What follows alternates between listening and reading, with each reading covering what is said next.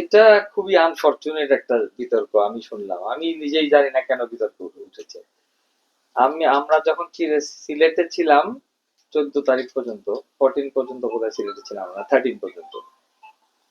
তারপরে এদেশ মানে প্লেয়ারের পেমেন্ট ছিল ফিক্সড অন 16, মানে চিটাগাং আসলে 16 পেমেন্ট হবে। কিন্তু 15 থেকে কেন এটা নিয়ে বিতর্ক হলো এটা আমি বুঝলাম না। 16 আমরা পেমেন্ট না দিলে না কথা উঠতে পারতো। আমরা তার আগেও এই যে সবাইকে যে 25% দেওয়ার নিয়ম বিসিবির রুল অনুযায়ী, সেটা হইলো আমরা সেটার পার্ট পার্ট আমরা দিয়ে আসছিলাম, অনেক প্লেয়ারকে আমরা দিয়েছি আগে। এবং লাস্টলি আমরা যে বাকি যেগুলো আছে সেগুলোকে 16 দিব মনে করেছিলাম। তো 16 আমি 15 রাত্রে পৌঁছাই 15 আমরা পেমেন্ট দিয়েছি। তো হোয়াটস রং উইথ ইট, এটা যে কেন প্রস্তাব মানে এই মানে এই বিতর্ক উঠেছে সেটাই জানি না।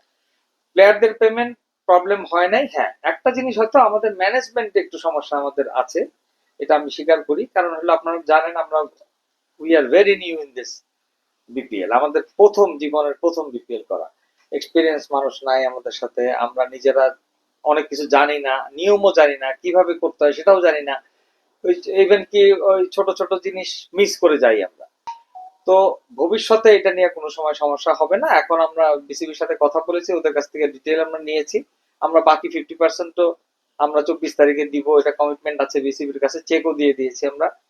তো এটা নিয়ে কোনো সমস্যা হওয়ার কথা না। আসলে বিদেশি প্লেয়ারদের তো আমরা আগেই 25% দিয়ে দিয়েছি। ওদের বড় আমাদের যারা সিনিয়র প্লেয়ার আছে ওদের পেমেন্টও আমরা দিয়েছি, আগেই দিয়েছি আমরা, 15 তারিখের আগেই দিয়েছি। আর বাকিগুলা ছিল 16 তারিখের পেমেন্টের ডেট ছিল, সেই 16 তারিখেরটা পেমেন্ট আমরা 16 তারিখে দিয়ে দিয়েছি। আমি সবাইকে ইনক্লুডিং প্লেয়ারদেরকে স্পষ্ট বার্তা দিতে চাই যে এইখানে আমাদের মিস ম্যানেজমেন্টের জন্য আমাদের সমস্যা হইতে পারে, কিন্তু আর্থিকভাবে তারা কখনোই ক্ষতিগ্রস্ত হবে না। তারা সকলের পেমেন্ট পাবে, যথাসময়ে পাবে। এতে আমরা স্পন্সর পেলাম না পেলাম কি করলাম, that is not their look out. আমাদের সাথে যা কমিটমেন্ট আছে প্লেয়ারদের এবং অন্যান্য স্টাফদের যা আছে, সব পেমেন্ট উইল বি ক্লিয়ার এবং যথাসময়ে হবে। একটা বিষয় আছে যে বর্তমান পরিবর্তিত পরিস্থিতি, দেশের অর্থনৈতিক অবস্থা সবাই অবগত আছেন। যে স্পন্সর যারা আমাদের সাথে, যাদেরকে নিয়ে আমরা কাজ করছি, তারাও হয়তো তাদেরও সাথে সমন্বয় করে পুরো জিনিসটা একত্রিত করতে হয়তো একটু সমস্যা আমাদের হইতে পারে, একটু আমাদের সময় লেগে গিয়েছিল।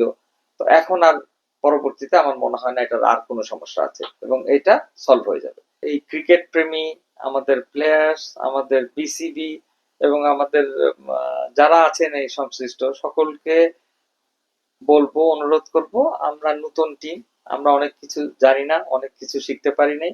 আপনারা আমাদেরকে সহযোগিতা করবেন, আমাদেরকে প্রয়োজনে আপনারা প্রয়োজনে উপদেশ দিবেন কিংবা বলবেন আমাদের কি করতে হবে, আমরা সেই হিসাবে করব। তবে আমরা এটাকে আরো আগায় নিব ইনশাল্লাহ।